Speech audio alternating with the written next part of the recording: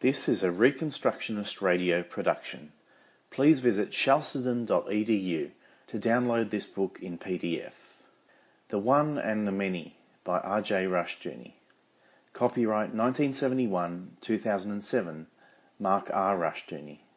Chalcedon Ross House Books. Chapter 4. The Unity of the Polis. Section 1. Greece, the Humanists' Homeland. The importance of Greek thought in Western history cannot be understood by a reading of the works of specialists in the field, because the prevailing approach is neither philosophical nor historical, but religious. A conspicuous example of this is the more learned than wise study of Werner Jaeger, Paideia, The Ideals of Greek Culture. The majority of scholars turn to Greek culture not for its own sake, but to find a heritage and a homeland to buttress their anti-Christianity. Thus, Greek scholarship is more often autobiography than history. Hence, the inappropriate emphasis of many, and here we can exempt Jaeger, on Greek rationality, happiness, individualism, secularism, and democracy. In attempting to read their modern understanding of these terms into classical Greece, or to derive them from that culture, they are clearly guilty of wishful thinking. Greek culture was clearly and emphatically religious. Its centre of orientation was not the individual and his fulfilment, but rather the city-state and its destiny.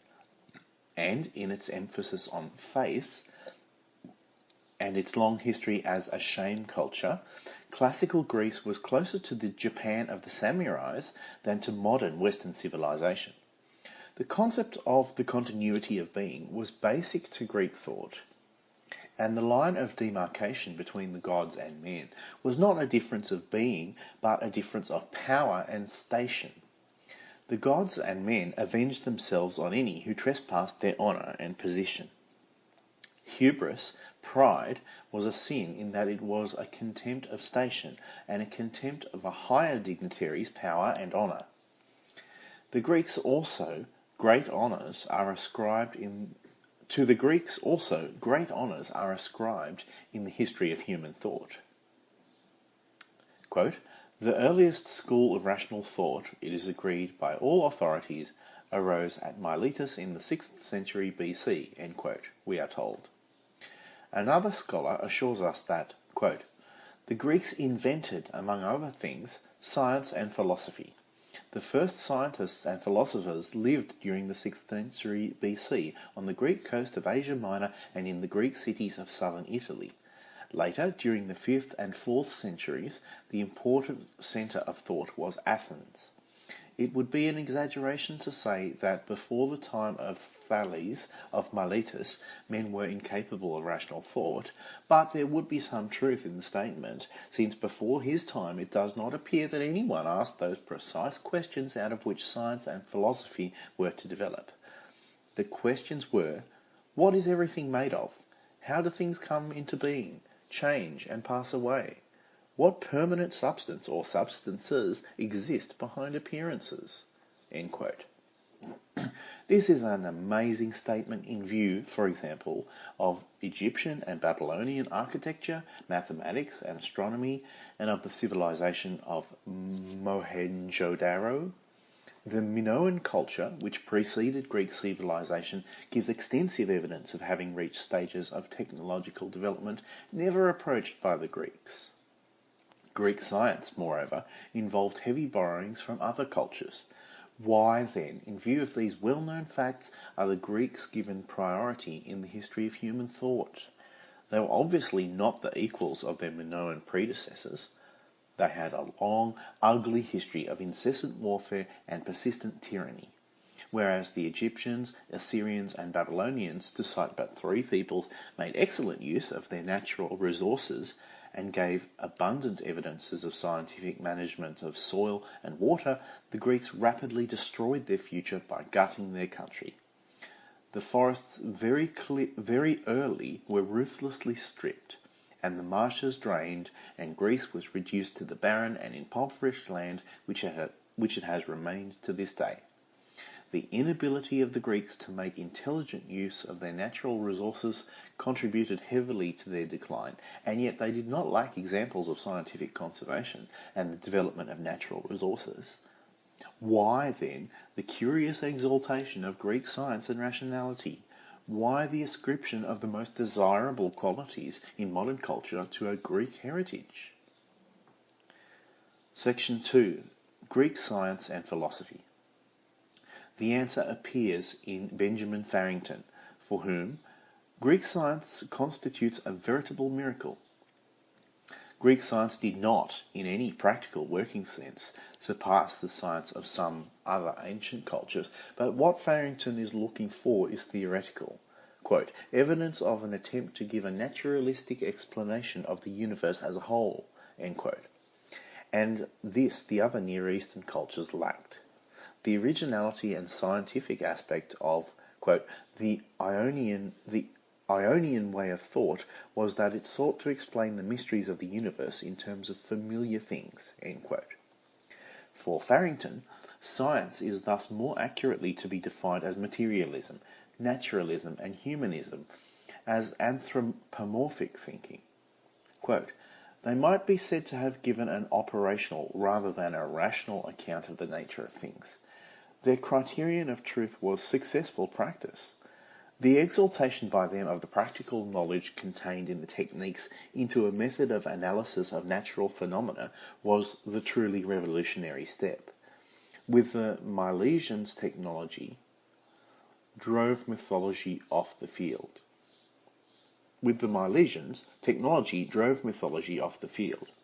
The central illumination of the Milesians was the notion that the whole universe works in the same way as the little bits of it that are under man's control. The processes men controlled on Earth become the key to the whole activity of the universe. End quote. It appears now what constituted Greek philosophy and science. Earlier cultures, in their legal codes, mathematics, and often remarkable calculations, indicated their high order of intelligence and rationality, but they were not scientific because they were not naturalistic. Thus, when Kitto, another worshipper of the Greeks, tells us that they, quote, showed for the first time what the human mind was for, end quote, he contributes nothing to our knowledge of the Greeks, but much to our knowledge of his anti-supernatural, anti-Christian bias. He thus contributes nothing to our knowledge of the Greek mind, but much to our knowledge of his mind. While there is an important element of truth in Farrington's thesis, the fact remains that Greek thought was religious and it was esoteric. However, the public philosophy was an exoteric presentation, whereas the hidden truth belonged to the members of the school only. The Greek philosophers were apparently the first to teach an exoteric philosophy as a means of enlisting followers into the expert, professional, and esoteric school. A man was initiated into a school of thought, and its concepts were property, jealously hoarded. This secrecy was both a principle and an early form of copyright and professional unionism. Today, professional, legal, scientific, and medical associations form often a closed corporation to protect the initiates of the profession. The protection has passed from the ideas of the profession, from the ideas to the profession of the practitioner, and there is often a legally enforced barrier to protect the initiates. Plato's writings give evidence of hidden doctrines, and Farrington himself cites evidence of the same in Aristotle. Quote, when Alexander the Great, whose tutor Aristotle had been, heard a report that the subject matter of the morning lectures had been published, he wrote to his teacher to protest. If you have made public what we have learned from you, how shall we be any better than the rest? Yet I had rather excel in learning than in power and wealth. Aristotle told him not to worry. The private lessons, he wrote, are both published and not published. Nobody will be able to understand them except those who have had the oral instruction. End quote. The religious and the esoteric aspects are pervasive in Greek thought. However, there is some validity to the ascription of naturalism to the Greeks. According to Milanus, the religion of the prehistoric Greeks was a nature creed. For Greek mythology, in the beginning was chaos, yawning void. Out of the chaos came the broad, flat earth, the true mother of all things, gods as well as men. The foundations of Greek thought were thus the same as the Egyptian and Babylonian, to name but two, the dialectic of chaos and order, and the concept of continuity. There was a oneness of being in the cosmos, but a difference of power. Pindar stated it clearly in Nemea 6, quote, "There is one race of men, one race of gods. Both have breath of life from a single mother, but surrendered power holds us divided, so that the one is nothing, while for the other the brazen sky is established, their sure citadel forever." End quote. The cornerstone of all naturalism is this concept of the continuity of being, and every culture or religion based on that concept is either implicitly or explicitly naturalistic. Section 3. The Chaos-Order Dialectic.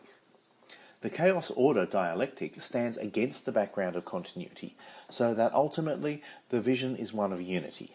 Chaos and order represent not an ultimate dualism, but aspects of being and stages of growth. In a sense, chaos, as the womb of being, is the female principle, and order is the male principle. These concepts seem to have governed the Greek sexual outlook. Woman was the ground and the nurse, but not the parent of the seed.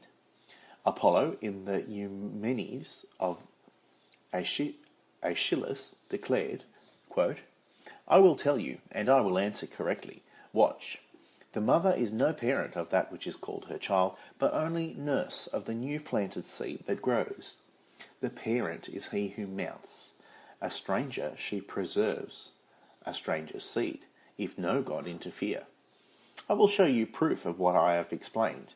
There can be a father without any mother. There she stands, the living witness, daughter of Olympian Zeus.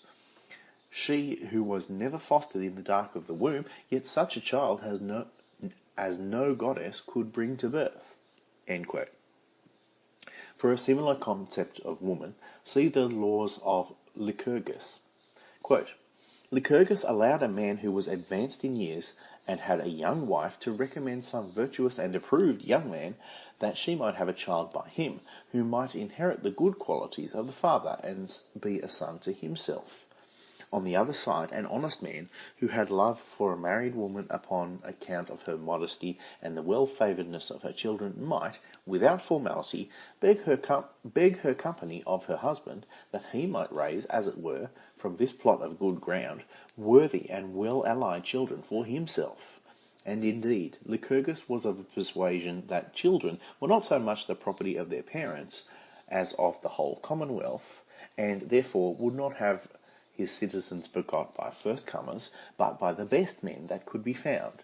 The laws of other nations seemed to him very absurd and inconsistent, where people would be so solicitous for their dogs and horses as to exert interest and to pay money to procure fine breeding, and yet kept their wives shut up to be made mothers only by themselves, who might be foolish, infirm, or diseased, as if it were not apparent that children of a bad breed would prove their bad qualities first upon those who kept and were rearing them, and well-born children in like manner their good qualities. These regulations, founded on natural and social grounds, were certainly far from that scandalous liberty which was afterwards charged upon their women, that they knew not what adultery meant. End quote. Original creation was from chaos, even as man's first birth is from woman, an inescapable fact. On coming to manhood, however, the male child must purge himself, through rites of initiation and purgation, from femaleness and chaos. Attention was called to this by Jane Harrison. Quote, "In the case of the Kouros, the child is taken from its mother. In the case of the Dithyram, it is actually reborn from the thigh of its father. In both cases, the intent is the same, but in the case of the Dithyram, it is far more emphatically expressed. The birth from the male womb is to rid the child from the infection of his mother, to turn him from a woman thing into a man thing." End quote. Homosexuality had an important part in this rebirth and in the education of the reborn. Xenophon declared, "I must now speak of pederasty, for it affects education." And Plato, in the Symposium, set this perversion as in a pedagogical and mystical context. He saw homosexuality, philosophy, and gymnastics as inimical to tyranny. According to Marrow, Greek love was to provide classical education with its material conditions and its method. For the men of ancient times, this type of love was essentially educative.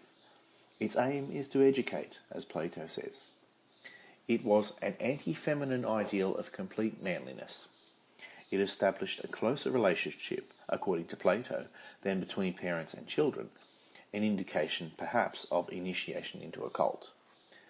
Women were similarly educated into perversions by women, with Sappho an instance of the teaching woman. The triumph of order was the goal, and order could beget order, but in the fullest society, chaos was a necessary part of all things and continuous with order. Hence the truest symbol of perfection was not Zeus as a male god, nor King Zeuses, the ancients used to call their kings, but rather the hermaphrodite. Indeed, hermaphroditism was attributed, quote, "to a number of divine beings as one of their several perfections," end quote. It was bound up with human aspirations to perpetual life. As a result, Zeus himself was portrayed as a hermaphrodite. Chaos, according to Rufinus, quote, "caused to emanate from himself a double form, androgynous, made by the conjunction of opposites," end quote. To simulate the perfection of androgynous being, women in ancient mysteries assumed male dress or wore a beard, and men castrated themselves in terms of this same perfection. Quote, "The bisexuality of the philosophers amounts to asexuality. Spiritual man is completely freed from the bonds of the flesh." End quote.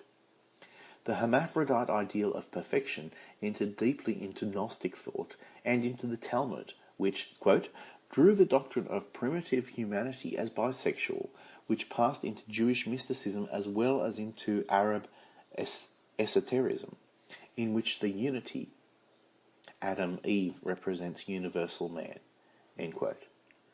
There are connections between the concept of androgyny as perfection and the religious myth or performance of incest. Section 4. The esoteric state. Out of chaos comes the androgen, and, according to Plato in the Symposium, out of the splitting of the androgen come the sexes, and whether a man is a lover of men or of women depends on what part of, quote, "that double nature which was once called androgynous," end quote, they are derived from. Quote, "Human nature was originally one, and we were a whole, and the desire and pursuit of the whole is called love." End quote. The polis, or Greek city-state, has often been called a men's club, and with reason, because in its gymnastics, games, music, and political order, it was a brotherhood of initiates into a divine wholeness. The city was a holy sanctuary, a sacred enclosure around an altar, the religious abode of gods and citizens. The real religion of the 5th century was a devotion to the city itself, to the wholeness and unity it represented. Divinity could reside in men, an opinion held by Aristotle and Plato, and claimed for himself by Empedocles. Scholars have attempted to give noble reasons for the durability of the ancient city-state. The Greeks themselves saw the homosexual aspect as a binding quality, as Marrow has pointed out.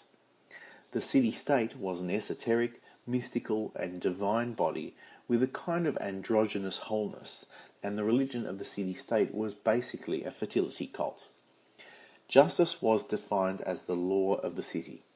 according to Antiphon the sophist, probably of Athens in the latter half of the 5th century BC, quote, "Justice, then, is not to transgress that which is the law of the city in which one is a citizen." End quote.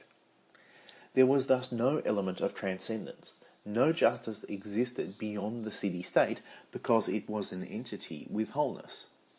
According to Diogenes of Apollonia, from the same period as Antiphon the sophist, quote, "To sum up the whole matter, all existing things are created by the alteration of the same thing, and are the same thing."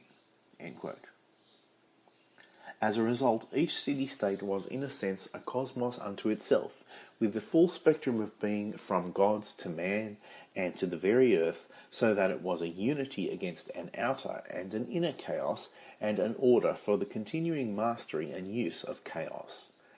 Because it was a mystical wholeness, its religion, law, and philosophy were naturally esoteric, in their essence meant for the inner circle.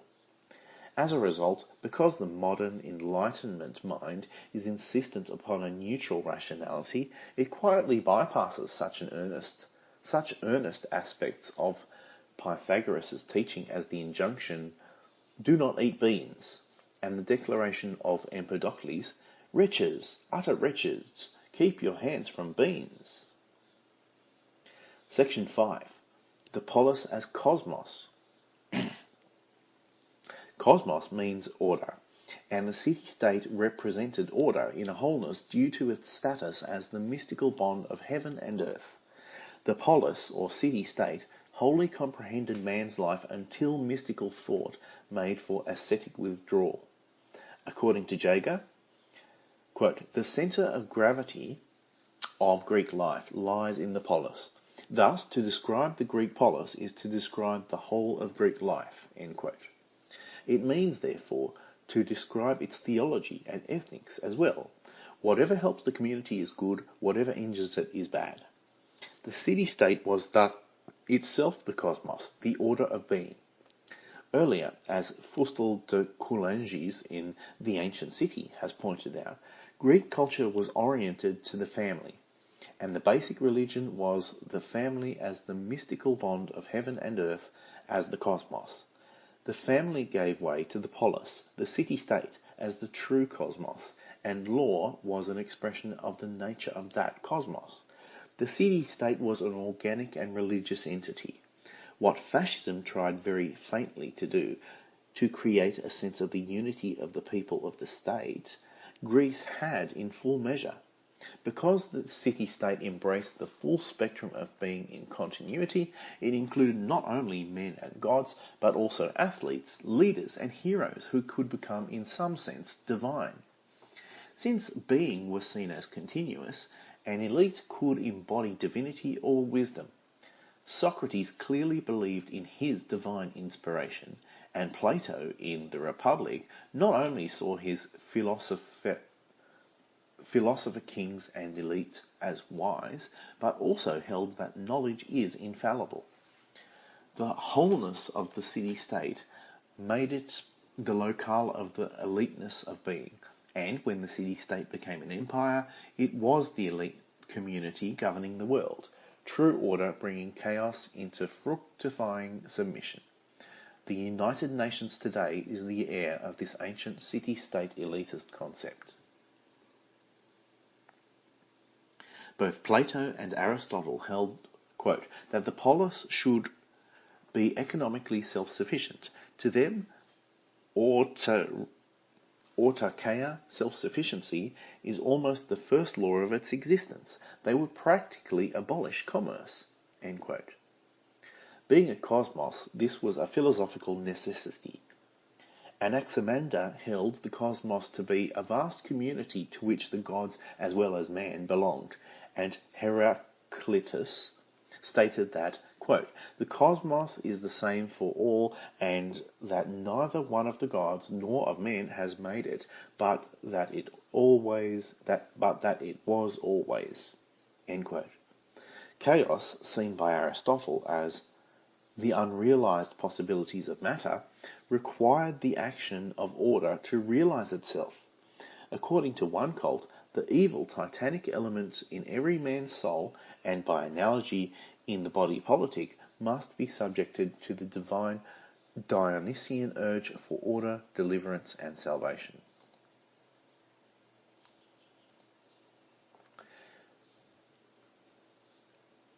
Aeschylus in the Oresteia depicted justice as the move from chaos to order. The Furies still moved in terms of ancient family law as the principle of order and demanded vengeance, but in the Eumenides, the Furies transfer the framework of order from the family to the polis and to the gods of the younger generation. They become Eumenides, kindly ones, and the polis emerged, quote, as the pattern of justice, of order, of what the Greeks called cosmos. The polis, they saw, was or could be the very crown and summit of things, end quote. The Furies demanded definite powers before making the transfer, and Athene declared, "No household shall be prosperous without your will." When the question was raised, "You guarantee such honour for the rest of time?" Athene answered, "I have no need to promise what I cannot do," a hint of the basic Greek pessimism, with its cyclic view of history. Until that turn of history, however, it was believed that the prosperity and life of the people depended upon the total order of the state. Against this state or cosmos there was no appeal, no higher law. Man's only recourse was either to be an outlaw or to join another cosmos, another city-state, and hence the readiness of many political losers in Athens, for example, to join with honour an enemy state. Their lives required a religion and a cosmos, and if Athens cut them off, it was necessary to become member of another body. Section 6. The One and the Many. The Greek approach to the problem of the one and the many rested on this background of a chaos-order dialectic set in the context of the continuity concept. Both the early monists and the pluralists accepted this framework. They did not essentially alter the ideas of the original form of things, but they raised the question of centrality. What was wanted was an intellectual Archimedean lever for the universe. The monists first addressed themselves to this question. Thales, Anaximander, and Anaximenes of the Milesian school, Xenophanes of Colophon, Elia, Parmenides, and Zeno of the Eleatic school, and Heraclitus at Ephesus.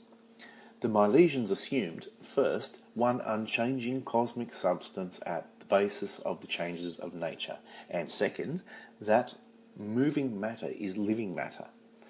Xenophanes dealt with the first premise, as did the Eleatics, while Heraclitus accepted only the second. For Heraclitus, 530 to 470 BC, change is the key and the reality. All things are in process of becoming and are continually in motion, passing away. It is not possible to step twice into the same river. Rest is in change, for all things flow and all things are one. Reality is thus a perpetual becoming, energy in motion. Thus the sun in size, the breadth of a man's hand, is new each day. Fire steers the universe. Change is the harmonious interaction of opposites as a closed circle, and a continuing and continuous dialectic. Quote, God is day-night, winter-summer, war-peace, satiety-famine. End quote. This dialectical tension is the true God. War is both king of all and father of all, and the hidden harmony is stronger or better than the visible. That which is in opposition is in concert, and from things that differ comes the most beautiful harmony.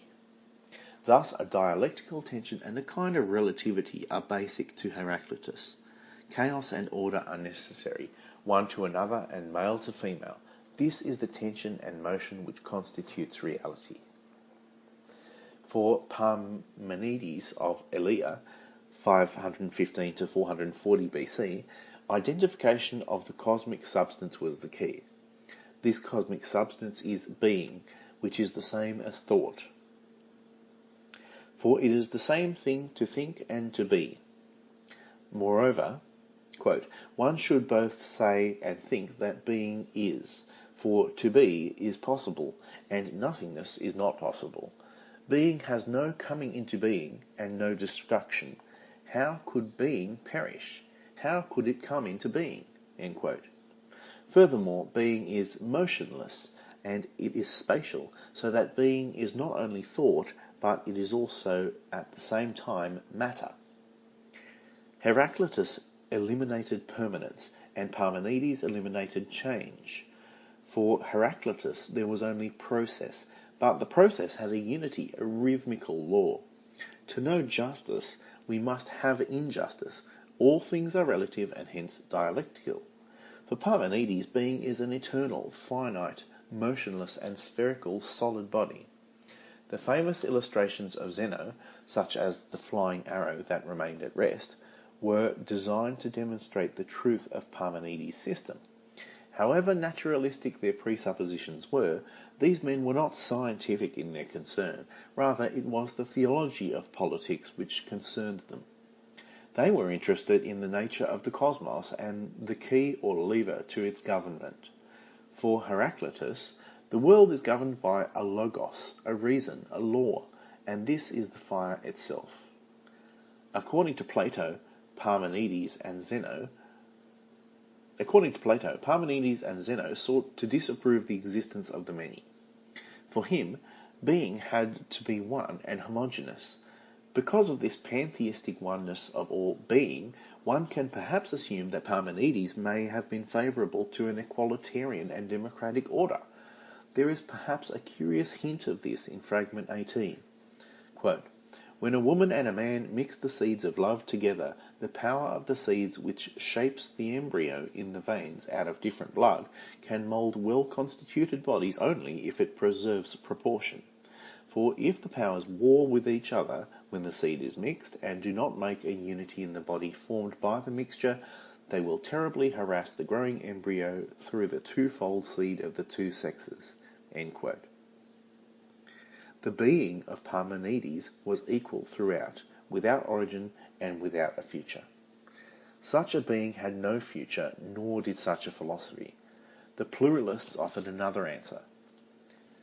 Empedocles at Agrigentum, or Acragas, Anaxagoras at Clazomenae, the later Pythagoreans at Thebes mainly, and Leucippus at Abdera. The pluralists assumed a permanence which became transposed rather than transformed.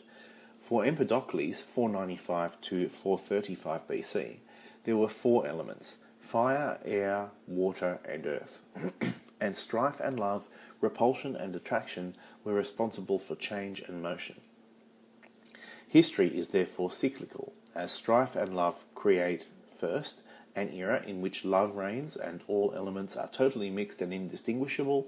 Second, the era in which strife enters and the elements are separated, although with freakish combinations at times. Third, strife triumphs, and the four elements are totally separate, and life, as in the first era, is impossible. Fourth, love invades the separated elemental world, and the resultant mingling again produces life. According to Empedocles in fragment 8, there is no birth nor death of substances, but only mixing and exchange, and substance is the name applied to the combination. The elements are uncreated. Empedocles thus has a pluralism of elements and a unity of process because of the eternal and continuous tension of love and strife, attraction and repulsion. Love produces a chaos of undifferentiated mixture. Strife produces an order of sterile differentiation, and life is an impossibility under either total chaos or total order. The dialectical tension of the two is a necessity for life. Anaxagoras, 500 to 428 BC, insisted on pluralism, but with a required unity. He refused to limit the number of elements to four, but he also insisted that, quote, in everything there must be everything. It is not possible for them to exist apart, but all things contain a portion of everything. End quote. According to Warner, quote, he held the view that matter is a continuum, infinitely divisible, and that however much it may be divided, each part will contain elements of everything else. End quote. How could this chaos of matter, infinitely divisible yet continuous, produce anything? To introduce motion, growth, and change, Anaxagoras posited a nous, or mind, as a physical element, which is infinite and self-ruling and is mixed with no thing but is alone by itself. Order is thus joined chaos to make life possible. This dialectical tension of chaos and order, or matter and mind, form or idea, continued to assert itself.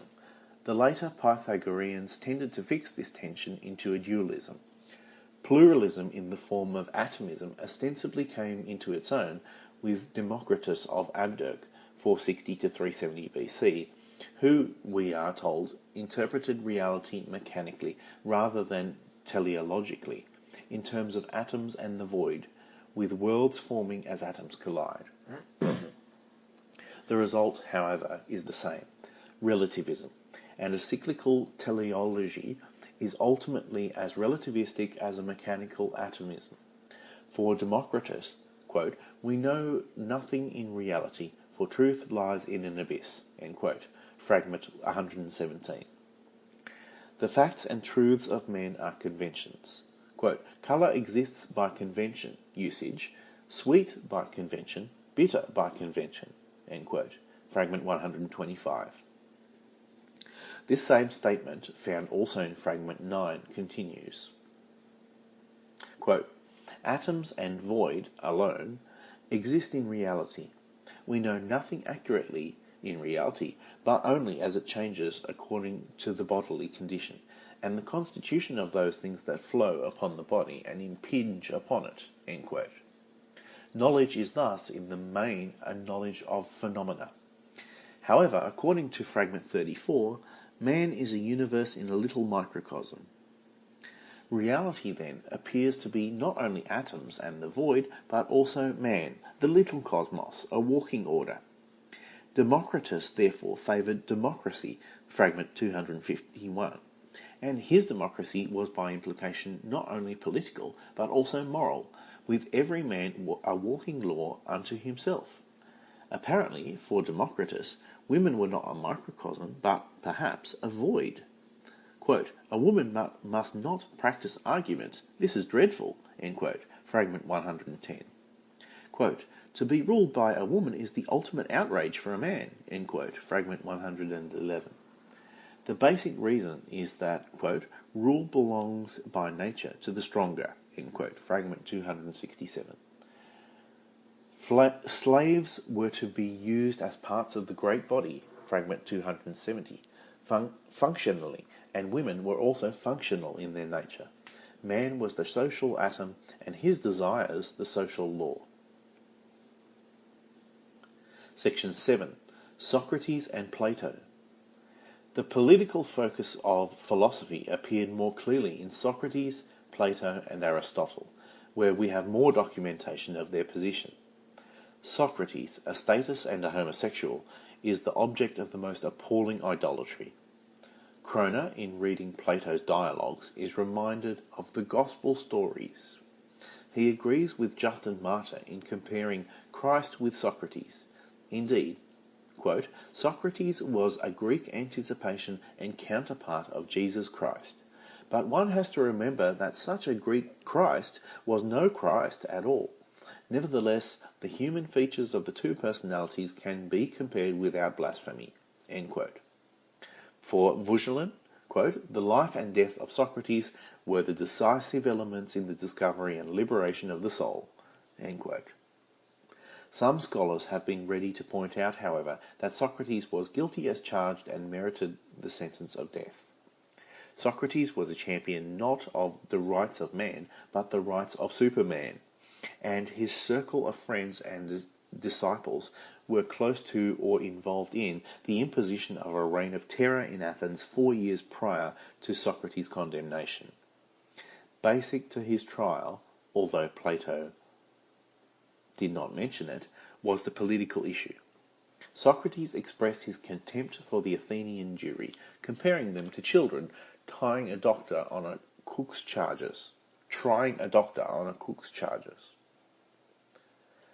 The esoteric background is close to the surface in Socrates, who in the Symposium, according to Fight, finds, quote, the key to the universe in the fact of boy love or pederasty, end quote.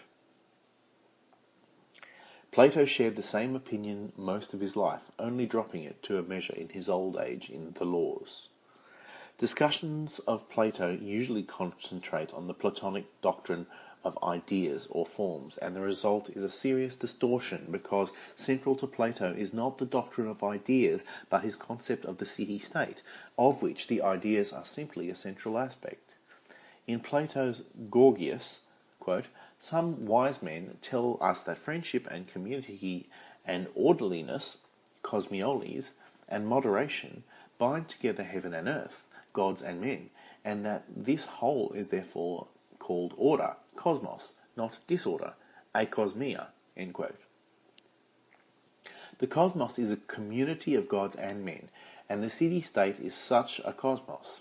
It embraces both the human and the divine, both matter and form, and controlled both chaos and order. Form, idea, order, mind, and the divine are related, if not basically one. Justice is the subjection of all things to this divine human order, and liberty is therefore the negation of justice. The guardians or elite of the state represent godlike wisdom, and they must be obeyed. The citizens must be educated into accepting this wisdom of the elite as their own mind in order to obey voluntarily, but if not, it must be imposed from without. Quote, then, in order that such a person may be governed by an authority similar to that by which the best man is governed, do we not maintain that he ought to be made the servant of that best man, in whom the divine element is supreme? We do not indeed imagine that the servant ought to be governed to his own detriment, which Thrasymachus held to be the lot of the subject. On the contrary, we believe it ought to be better for everyone to be governed by a wise and divine power, which ought, if possible, to be seated in a man's own heart, the only alternative being to impose it from without, in order that we may be all alike, so far as nature permits, and mutual friends from the fact of being steered by the same pilot. End quote. Justice, for Plato, means that in the individual, reason rules over the will and the appetites, and in the body politic, it is the rule by the philosopher king over all other men. Quote, justice is produced in the soul, like health in the body, by establishing the elements concerned in their natural relations of control and subordination, whereas injustice is like disease, and means that this natural order is inverted. End quote. There is thus no transcendental justice, no appeal beyond the guardian dictatorship which, in its person, incarnates the divine wisdom and the idea of justice. This is clearly demonstrated in the concept of truth. Since the state is the ultimate order, it stands above law. Men are responsible to the state, not the state to its citizens. Truth and falsehood are held to be only instrumental, comparable to medicine, and hence, quote, must be kept in the hands of physicians, and unprofessional men must not meddle with it, end quote. These physicians, who use truth and falsehood as social medicines, are the rulers of the state. Quote, to the rulers of the state, then, if to any, it belongs of right to use falsehood to deceive either enemies or their own citizens for the good of the state. End quote. The good of the state, as seen by its rulers, is the highest law, and this means that the rulers are the embodiment of that law, or at the least, its source of expression. Seen thus in the perspective of Plato, which is the perspective of the city-state, the basic ideas are philosopher kings, guardians or dictators, quote, in whom the divine element is supreme, end quote, as Socrates believed concerning himself. Men in whom, to use Cornford's translation, a power of godlike wisdom resides. Anaxagoras held that mind was the physical element in the universe and the principle of order. Anaxagoras. The young Socrates read Anaxagoras with the enthusiasm and then disappointment, for his nous, or mind, promised much but stopped short of fulfilment. The Platonic idea, derived in part from Socrates, was more than matter. It was a kind of structure. It was order, sole and universal. It was the one against or over the many, but it was clearly, above all else, the elite and ruling body of the Republic. The ideas of Plotinus cannot be read back into Plato. For Plato, the ideas are supremely manifested in the guardians. In them, the order of being is manifested. To the extent that their ideas are bypassed and the state is threatened with chaos, for they are the order of the state. Plato's Republic, in attaining its main purpose and function, justice, does not abolish war, nor is the abolition of war even hinted at. Economic self-sufficiency is required, but the abolition of poverty is not promised, and luxury is definitely condemned. In terms of modern utopias, the Republic indeed promises very little, because its concept of utopia is not the material fulfillment of the people, but total government by the elite. Dictatorship by the intellectuals is, in fact, both the goal and the product of the Republic, and its greatest appeal to the modern academician.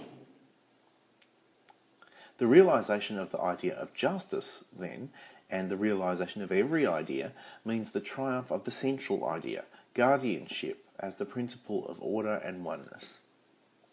Socrates, according to Plato, had declared, quote, "And if I find any man who is able to see a one and many in nature, him I follow and walk in his footsteps as if he were a god."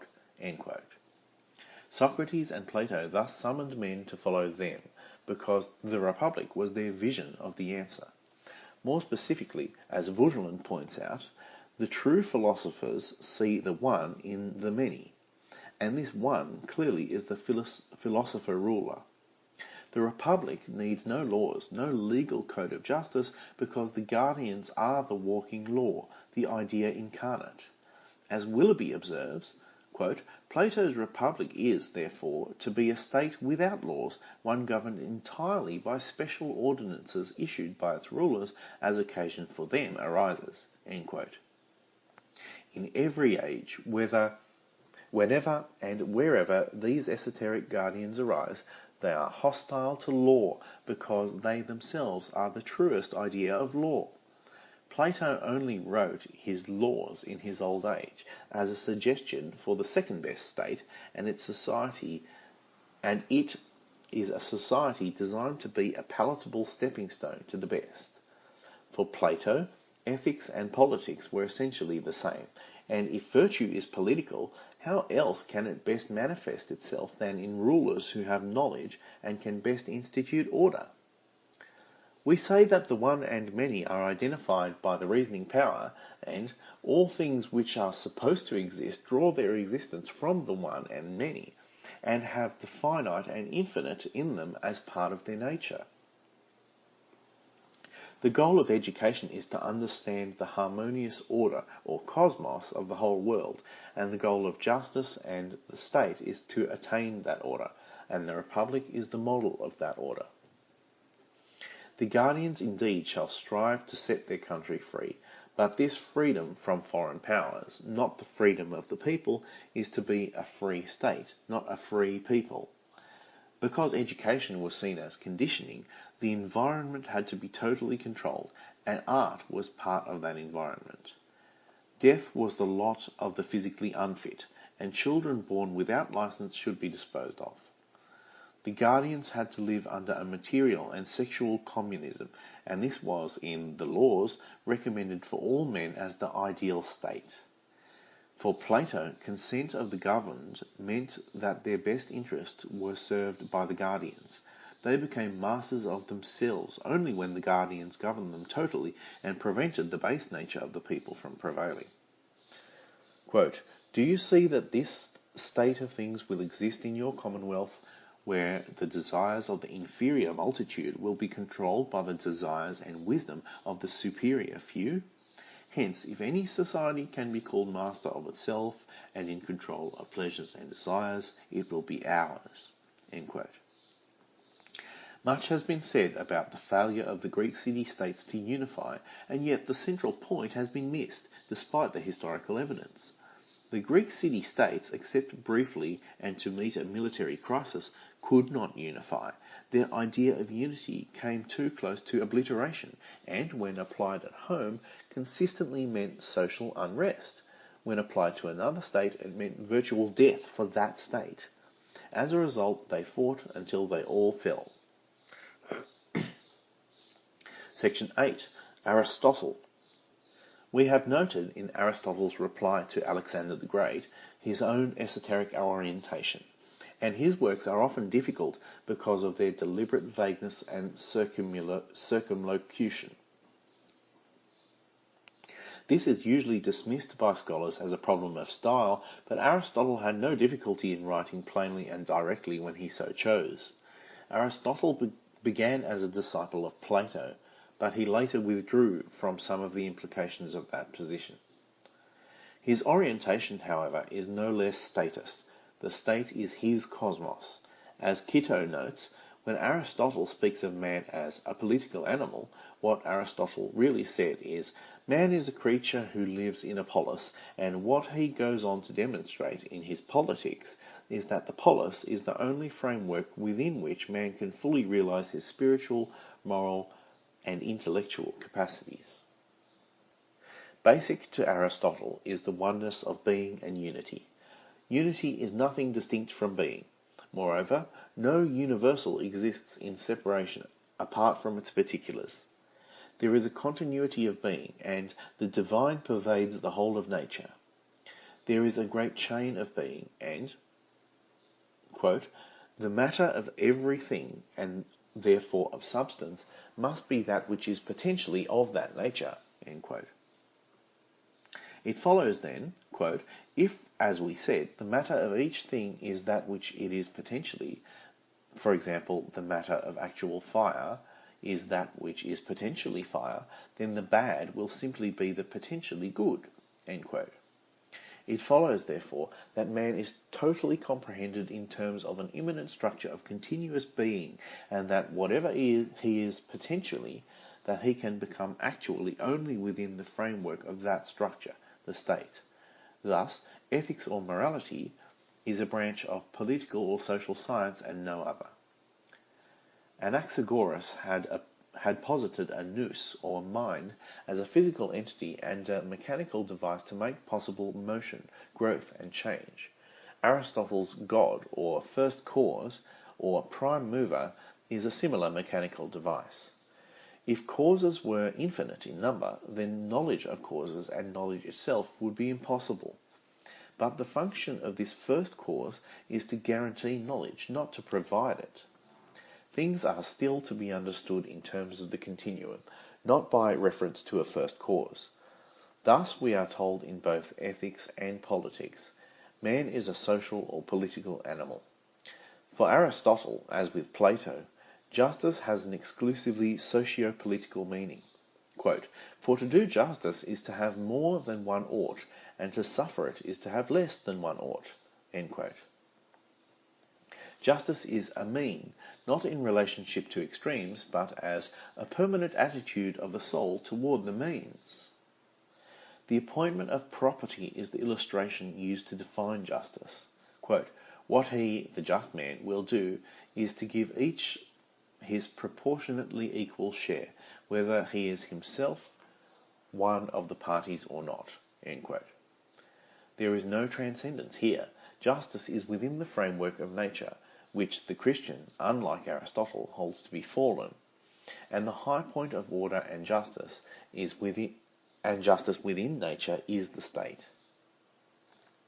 Men, of course, can become gods by sheer nobility of character, and there is an element of divinity in all men. Quote, if the intellect is divine compared with man, the life of the intellect must be divine compared with the life of a human creature. And we ought not to listen to those who counsel us, O man, think as man should, and, O mortal, remember your mortality. Rather, ought we, so far as in us lies, to put on immortality, and to leave nothing unattempted in the effort to live in conformity with the highest thing within us. End quote. Intellectual activity forms perfect happiness for a man, because it lives in terms of something divine within us, a divine particle. Aristotle, however, did not directly identify this life of intellect, this realized life, with politics. And he did recognize that, in a natural sense, quote, nature has made man even more of a pairing than a political animal, in so far as the family is an older and more fundamental thing than the state. End quote. The purpose of marriage is not only procreation, but also, quote, to provide whatever is necessary to a fully lived life, end quote, by a division of labours by man and wife. The priority of the family is a natural and historical rather than an ethical one, and the true realm of intellect is the state.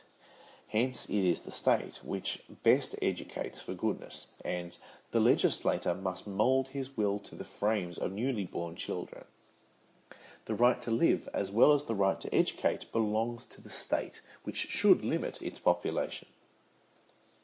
Quote, as to the exposure and rearing of children, let there be a law that no deformed child shall live, but that on the ground of an excess in the number of children, if the established customs of the state forbid this, for in our state population has a limit, no child is to be exposed, but when couples have children in excess, let abortion be procured before sense and life have begun.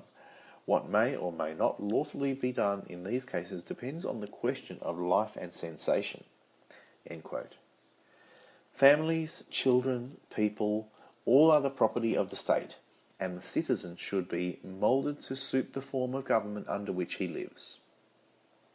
Lest any misunderstand him, Aristotle stated plainly, quote, neither must we suppose that any one of the citizens belongs to himself, and the care of each part is inseparable from the care of the whole. End quote. Like the whole of man's life, quote, that education should be regarded by law and should be an affair of state is not to be denied. End quote. The state is the highest community and embraces all the rest, aims at good in a greater degree than any other and at the highest good. The state is thus man's true church and his basic religious institution. For Aristotle, it is man's saviour and his order of salvation. Although the family has a biological priority, philosophically, quote, the state is by nature clearly prior to the family and to the individual, since the whole is of necessity prior to the part. End quote. And, quote, justice is the bond of men in states, for the administration of justice, which is the determination of what is just, is the principle of order in political society. And quoted later, the end of the state is the good life, end quote. But we can as easily say that the good life for Aristotle is life within the state, for his state is man's only true God and church. Aristotle, perhaps partly for political as well as for personal reasons, is fearful of the radical communistic order of Plato's Republic, which creates in the state, quote, such a degree of unity as to no longer be a state, for the nature of the state is to be a plurality, end quote, in unity. His purpose in calling for some plurality is to further the desired self-sufficiency. Aristotle is for a totalitarian but non-communist state, and his arguments against communism in property and women are based on practical rather than moral and religious considerations. The state, quote, should be united and made into a community by education, end quote. The socialism of Aristotle is thus neither material nor martial or marital, but rather educational. Man himself is to be socialized. Quote, "For it is not the possessions, but the desires of mankind which require to be equalized, and this is impossible unless a sufficient education is provided by the laws." End quote. To understand what a state is, we must know what the citizen is, and the citizen is one who, quote, "shares in the administration of justice and in offices," end quote. But, quote, "we cannot consider all those to be citizens who are necessary to the existence of the state," end quote. Quote, "We maintain that the true forms of government are three, and that the best must be that which is administered by the best, and in which there is one man or a whole family or many persons excelling all the others together in virtue, and both rulers and subjects are fitted, the one to rule and the others to be ruled, in such a manner as to attain the most eligible life. We showed at the commencement of our inquiry that the virtue of the good man is necessarily the same as the virtue of the citizen of the perfect state. Clearly then, in the same manner, and by the same means through which a man becomes truly good, he will frame a state that it is to be ruled by an aristocracy or by a king, and the same education and the same habits will be found to make a good man and a man fit to be a statesman or a king." End quote. This is Aristotle's good state, but since the state is the highest order of being, the good state is really what its philosophers declare it to be. There is no true transcendence. Aristotle's definitions of things are pragmatic. Virtue is a mean, and therefore the life which is in a mean, and in a mean attainable by every one, must be best. It is this pragmatism which requires a balance and a pluralism in Aristotle's state, not a matter of ultimate principle. And because Aristotle lacked a doctrine of man in the biblical sense, man as covenant breaker, he hoped that self-interest would lead man to the rational choice of a pragmatically sound social order. Aristotle was philosophically committed to the ultimacy of the one. He hoped pragmatically to provide a place for the many. It was the power of the one which men best learned from Aristotle. De Gaulle has stated, and Max Lerner has assented, that, quote, "at the root of Alexander's victories one will always find Aristotle." End quote. In Aristotle's world, there was no appeal to a transcendental justice or law. His universe was not the creation of God, nor was his God man's maker. Rather, man posited a prime mover simply to guarantee the validity of his own independent knowledge. Man was thus God's maker, and God was a logical concept, not a reality. As Cornelius Van Til has noted, quote, "It remains to be proved that any one of the Greeks ever thought of the universe as God's creation. The term creation is used, to be sure, but the connotation of the term creation in Greek philosophy is always determined by the fact that the universe is thought of as having an eternal or semi-eternal existence alongside the existence of God. And if such is the creation concept of Greek thought, it is impossible that the immanence of God in the universe could mean anything else than a sort of identity with the universe. The God of Greek philosophy is either exclusively deistic or exclusively pantheistic." End quote. As Van Til notes further, quote, "God would not be truly independent of the world unless the world were dependent upon God. No one is absolutely independent unless he alone is independent. There cannot be two absolutely independent beings." End quote. For the Greeks, the state was the highest order of being and man's truest life. The state was a human, divine order in which the truth and oneness of being was most fully incarnated. Sallustius, who is cited together with Julian the Apostate by Gilbert Murray as the last protesting voice of the Greek tradition, declared that the rulers are analogous to reason. This was, to a very extensive measure, the first and last voice of Greek philosophy. Bauer, while seeing it in part as a denial of the whole Greek concept conception of man, cites another symbolic act in the decline of the Greek tradition. The ambitious Greek monarch of Egypt, Cleopatra, in her last hours, quote, clothed herself in her royal robes and put to her breast the asp, minister of the sun god Re, that she might be joined with him, her father, in death. End quote. But in spite of Varro's qualification, the Greek state had no other destiny unless it denied itself. Cleopatra, on giving birth to Ptolemy Caesar by Julius Caesar, was in 46 BC hailed as the mother of Ra.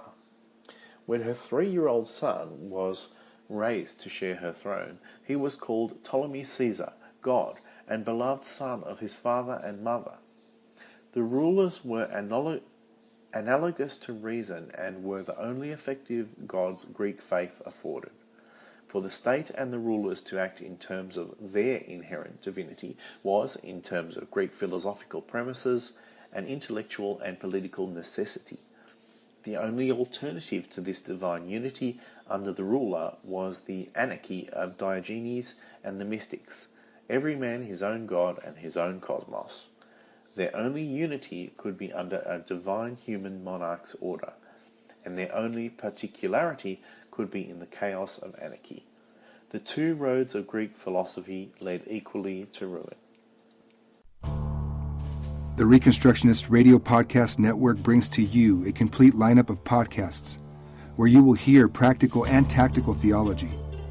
Our desire is not simply that you consume our shows, but that you also live out your faith in every area of life. We can talk all day long about these things, but if we fail to put them into practice, then we fail as ambassadors of Jesus Christ, our King.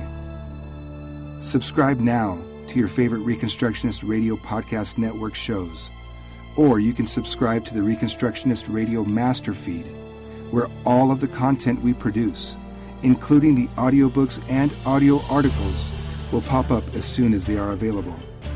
And don't forget to visit ReconstructionistRadio.com to volunteer as a narrator or to partner with this ministry financially. May the Holy Spirit stir you into action for Christ and His kingdom.